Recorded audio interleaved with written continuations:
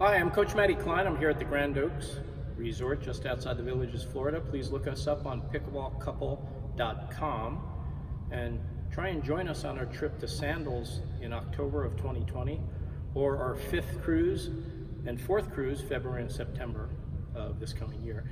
Today I'm going to go over court positioning and why you should be hitting balls in certain areas. So I'm going to walk around the camera and start my talk, and I have the balls positioned on the court so you know where you should be and where you should be hitting. Okay, so this first ball is lined up approximately 2 feet behind the line, and this represents where you should stand on your serve and on your return, because you do not want to get jammed by a ball that hits right near the line and have to shift your weight backwards, especially on the hardest shot in pickleball, which is the third shot. It takes about 5,000 hits to learn your third shot, and you're not going to do it with the weight on the back of your feet going backwards, not effectively. Okay, so that's the first place, serve and return. You don't want to be serving anywhere closer, because when the ball comes back, you're going to have to do the same thing. So serve and the return, you want to be at least that far back, and if you're 6'5", you want to be way back. Okay, the next place on the court is the ball that is in the middle of the box. This represents where you should be serving to. The reason is because if you put the ball in the middle of the box, you've got a ball in. Remember, the serve and the return are the two most unimportant shots in the game until you miss them. And of course, you would want at higher level, and the better you get, to move that serve back further and further and further, but not to the point where it's on the line, because you're going to hit half of them out. So leeway is the big word. This ball right here is approximately 6 feet up from the baseline, and we're going to go on to that one right here. This is where you should be returning it to, especially when you have a right-hander that's going to be low to their backhand, causing confusion between the two players. They have to hit up on the ball when it's low to the backhand, and they go over lowest part of the net. That's where you want to be. So you want to put that ball right about there. The next ball is the one that comes all the way up to the top here. This is to the left person's left foot.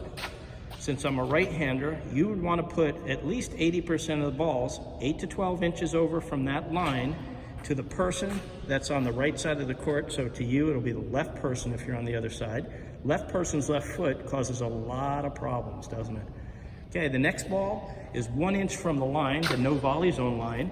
You want to be there so that your feet are not exposed. You wouldn't want to be standing all the way back here where this ball is right here, because your feet are exposed and your ankles are open.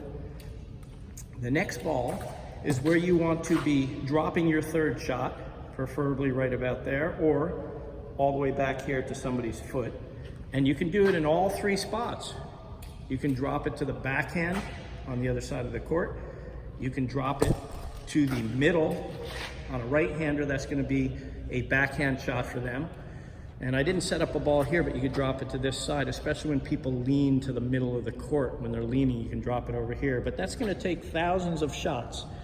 The 3 balls on the other side represent the middle of the court, and that line is pretty slippery. So if you keep on going for that line, you'll hit it a lot. And if you put a spin on it, that's after you can do 9 out of 10 spins or slices, not before, because you're going to be making unforced errors that are not necessary. So put it on the line, it'll skid. So back to the balls over here. These 3 here represent leeway, okay? So I'm not going for shots that are close to that line over there. I'm going for shots at least a foot, foot and a half closer inside the court, so I can make a mistake and it'll still be in. And that's why this ball should be put here to the left person's left foot. You have almost 10 feet in each direction to make a mistake. If you go all the way over to this side of the court and you miss it, it's because you didn't use leeway. This is true leeway, 10 feet in each direction to make a mistake. Okay, so these yellow balls right here are halfway between the no volley zone line and the net. And that is a very safe dink to do, a defensive dink, when you're trying to buy time to get back to the no volley zone line, so you can have that chess game where you keep the ball low until somebody pops it up, and then it's time to go.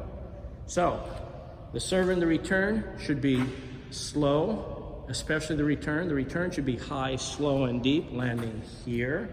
The serve should be put right about mid-court until you get really good. You go out with baskets of balls like these, like I do, and you get good enough to put the ball back a few feet or maybe a foot from the baseline if you can do it without making errors.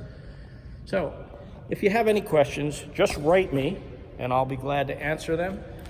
Please join my Facebook at Coach Matty. If you do Coach Matty and friend me, I'll let you in. I do free videos every week for 4 years. Anyway, thank you so much for joining me. Talk soon. Bye-bye.